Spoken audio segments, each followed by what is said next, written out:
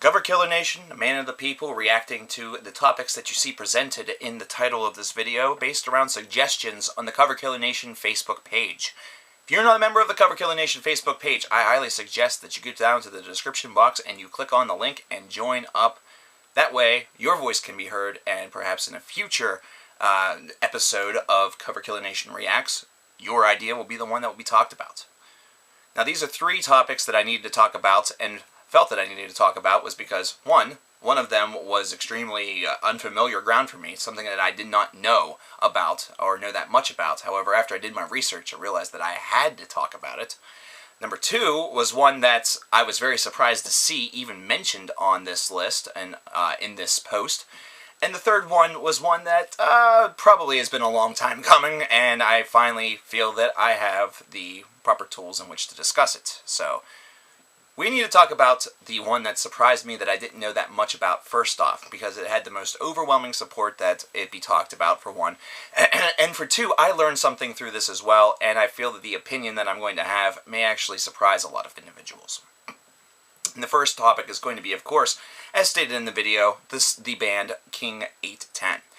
King 810 is a Flint, Michigan-based band that has definitely garnered a lot of attention in recent moments for promoting self-mutilation for promotion of their band, as well as also two of their members, their vocalist and their bassist, being arrested for some pretty serious crimes. I believe one of them was assault. Please, don't take my word for that. Find the story for yourself. Now, a lot of people are giving me a lot of information and saying that they feel it's just terrible based around the music. It's terrible based around a lot of different ideas, and just as a band, they're not that solid. And after listening to one song, I listened to Kill 'Em All, I can kind of understand where some people are coming from. However, let me give a history lesson before all of this. A number of years ago, of course, we in the global community underwent quite a large-scale global recession. Now, this is not true of all countries, obviously. Some were able to avoid this. However, for most of the major countries on the major continents of the planet Earth, we have experienced a recession of some variety. Here in America, there was a large focus to this, to the Michigan area, especially the Detroit and the Flint areas, based around the automotive industries, which were collapsing under their own weight. They were under shaky financial ground, and eventually what ended up happening was that many of the plants under the GM, or the General Motors designation, ended up closing down. Most of these were located in and around the Flint, Michigan areas, at least the major hubs. So these employed literally thousands upon thousands of people in Flint, Michigan. It was a driving industry to their area, and one that influenced their culture, every single day of everybody's lives. So to have that entire town go from having gainfully employed individuals at one of the biggest companies in the world to having all of them basically be laid off and on the streets and jobless and having to find work was definitely a large change. It was something that spiked the level of violence, the level of crime, the level of murders, rapes, different things that occurred in this town, because now you have a wealth of individuals that are flooding the job market, attempting to find another job. And of course, in a town where this industry that just laid off all of its workers literally was the driving force for the economic environment, finding those jobs was not going to be easy, and for some people it was going to be downright impossible. This caused the unemployment level to spike. This caused the crime level to escalate to then unseen territories. And this was something that was reported with a couple of other different areas that literally felt like America forgot about. And these areas all became levels and places of escalating violence, of escalating tension, and that tension was not only between individual and corporation, but also between individual and police. This is what caused a grand amount of inner-city turmoil, caused riots, caused many, many different problems of the violent level. Now imagine you're a band from this area seeing all of this go down outside of your front door. Now see how it has been affected ever since. Personally speaking, whenever it comes to the music, while it isn't the grandest of lyrical schemes, while the lyrics are not the best, and while the music itself is kind of just middling for me, it's not something I have a very, large-scale positive or negative opinion about. I think it's just okay. Whenever you couple this with the music video that goes along with it, and you kind of understand the turmoil and the escalation of the violence and the anger that really was fueled in this town, in this area, and really in a large part in this country throughout this time frame, something that still continues in a much lesser variety to this day, man, it really makes a lot of sense. And this kind of anger, this kind of music really seems to make a lot of sense. I really don't have much of a problem with this, and quite frankly, whenever it comes to that, their expression of this is certainly one that certainly feels warranted, not to mention it also feels like it would almost be expected from coming from that environment. It definitely illuminates something that's been very, very seriously overlooked, I believe, by a lot of Americans. Either that or just not exposed to them at all. So many people may not actually know of just how dangerous or terrible Flint actually was during this time frame. Do I necessarily feel that the way these guys promote themselves through self-mutilation fans and things like that is all that great? I can't talk about that either. Think about the people that did that for Slayer. I think about the former lead singer of the Manic Street Preachers that carved For Real into his arm. This is something where encouragement isn't necessarily the greatest of ideas. I mean, I think most of the people for the Slayer camps decided and opted to do it themselves. However, I really can't say much about that. Instead, it's just something that perhaps has helped them gain a little bit more publicity through pissing people off. It definitely seems to be. I'm not very pissed about this. To be perfectly frank, the music is just kind of meh. Not a huge fan, but I've only listened to one track. I can't say very much. But I will say that bringing a little bit more consciousness to Flint is certainly something that may need to be done. And if you've grown up in that environment and you've been there, then you're the one to really talk about it. And all of that anger feels justified, especially whenever you watch the music video for this. Watch it on mute if you don't like the music, but you'll start to understand really a snapshot of time frame that occurred here in America. The second one, and the one that really surprised me, the second topic that is Tool. Many people wanted me to talk about Tool, mainly because I don't think I've ever really done an album review of theirs for a very, very long time. It was under the Cover Killer banner as opposed to Cover Killer Nation. I'm really surprised that people wanted me to talk about this, and I was really surprised that they ended up on the overrated bands list, or overrated metal bands list that I just did a couple of weeks ago. They weren't in my video, but they made a number of appearances in the comments. I, for one, don't feel that Tool is that overrated of a band. Now, do I feel that they definitely have a lot of fans, and maybe some of those fans take things to a ridiculous level, just, basically following the definition of what overrated tends to usually construe? Okay, there's an argument that could definitely be settled there.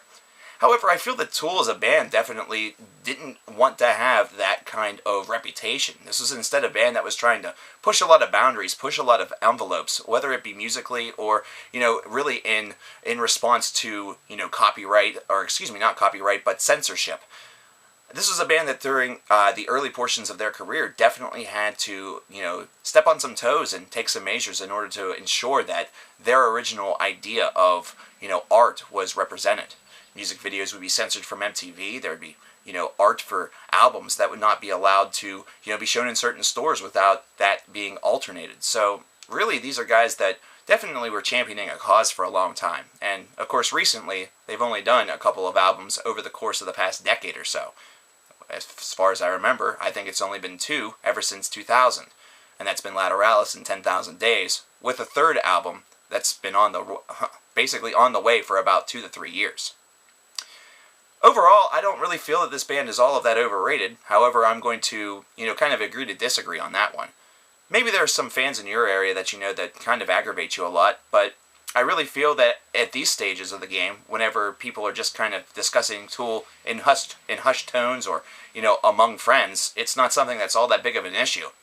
Whenever the next Tool album comes out, if it's one that blows up the same way that Lateralis or 10,000 Days did with songs such as The Pot or, things like that, well, then maybe you'll have a pretty justifiable case. But as for right now, I really don't think it's all that bad. Just to kind of, give you a little bit of an idea, I am a pretty big Tool fan. It's not something I discuss all of that much. I don't necessarily feel that they're the most revolutionary band on the planet, but I have a lot of respect for them. I feel that what they've really been able to bring to the table, kind of crossing over alternative music with, progressive metal or progressive rock or just metal in general, is definitely something that's influenced this generation. Think about bands such as Coheed and Cambria, with the way in which a lot of people determine them as progressive alternative, and you'll definitely note that there's a little bit of a Tool influenced in there, even if it's not something that the band themselves directly 100% quote, but it's definitely not something that is strangely absent. The third and final thing that we're going to talk about today, it's been a long time coming. People want me to finally stamp my thoughts and opinions on Hot Topic.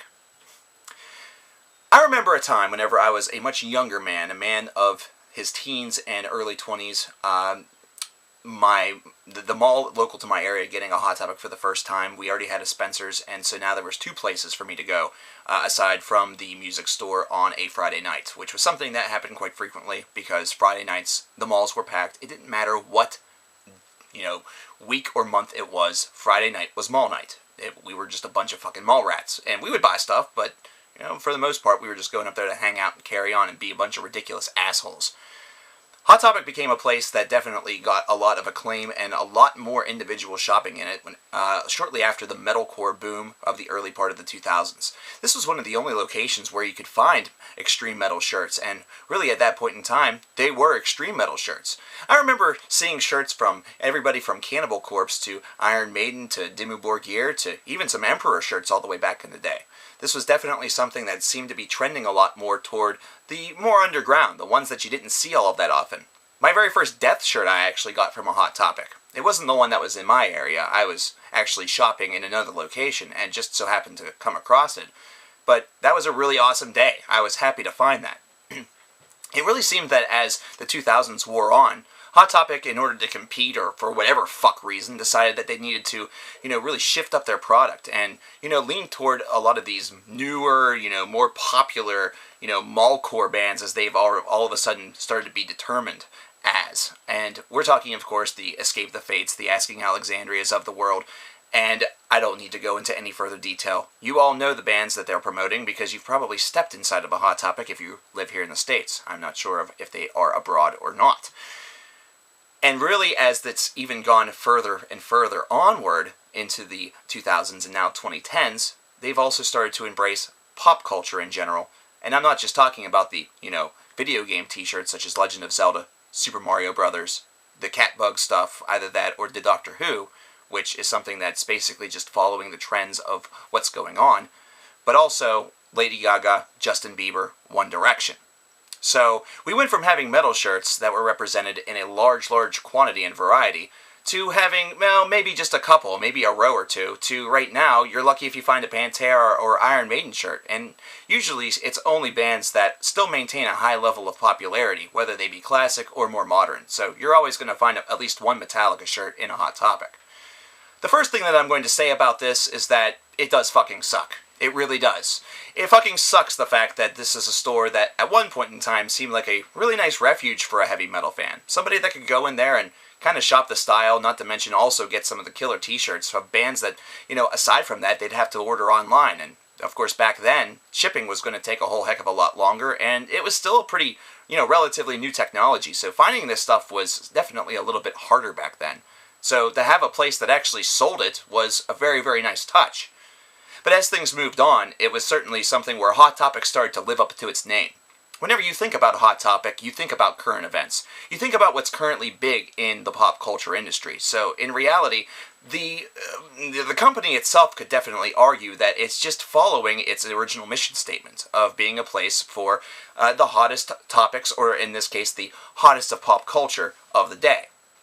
But it really, really sucks in a large regard, considering it's almost like it's a store that constantly has to misrepresent itself every couple of years. A store that constantly has to give itself a visual makeover, and a store that really, whenever you think about it, back then should have been selling Backstreet Boys and NSYNC, 98 Degrees t-shirts, Britney Spears attire, and, shit like that. We should be having the Britney Spears schoolgirl outfit from the Baby One More Time video being featured as one of the hot items, but that wasn't what was going on. It was instead something that seemed to be, really prevailing a little bit more toward the gothic subculture and the metal subculture. It's something that still is actually true whenever you go in there and look at the apparel, with the exception of the t-shirts. Whenever you go in there, you definitely will still find all of your gothic needs. You'll still find some of your, heavy metal needs. You're still going to find all of the things that, your local 15-year-old heavy douchebag thinks is what he needs in order to be a metal fan. But whenever it comes to the t-shirts and the apparel, it definitely seems to have gone by the wayside, and they're definitely trying to maintain themselves as this, current powerhouse instead of really, sticking with what really made them a true refuge for a lot of people. Now, I understand that you're in a business to make money. That's definitely something that I get. I mean, after all, I'm a business graduate. This is something that, in my mind, is always going to be in there. So I'm always going to understand that side. But whenever it comes to the culture is definitely denigrated. The culture has definitely gone in here and decided that, if they get a little bit of black eyeliner, it immediately means that they're, super scary person. And if they listen to Evanescence and post a video of it with 2 of their friends and call themselves the acid queen of the night or whatever the fuck it was, that makes them, the most evil thing on earth. It's definitely the culture that's actually been the bummer. So, as much as I hate to say it, leave Hot Topic alone a little bit whenever it comes to this. They're a business just like any other one. It does suck that they don't really cater a lot toward the metal, faithful, those that, were kind of growing up through that whole culture, but that's the thing, we're also getting a little bit older. So now these newer guys, these newer kids, this newer generation is also going to be looking for things that are from bands that they themselves are going out and seeking and going out and really trying to, get gear or, get albums from. I will say this, though. Don't buy music from Hot Topic. It may be the only place for you little, cat wannabes to buy Blood on the Dance Floor shit, but it's not really worth it. Definitely go to a record store. But that's just a, idea of mine that I'll always have. Great memories of Hot Topic, but I haven't set foot in one in a long time, unless I'm hollering at one of my friends, because I do have a friend that works at one. Hi, Matt. Well, there you have it. 3 topics. Now 3 topics done. Do you have a suggestion for the next Cover Killer Nation reaction video? Let me know what it is in the comments below, and I'll talk to you guys next time. See ya.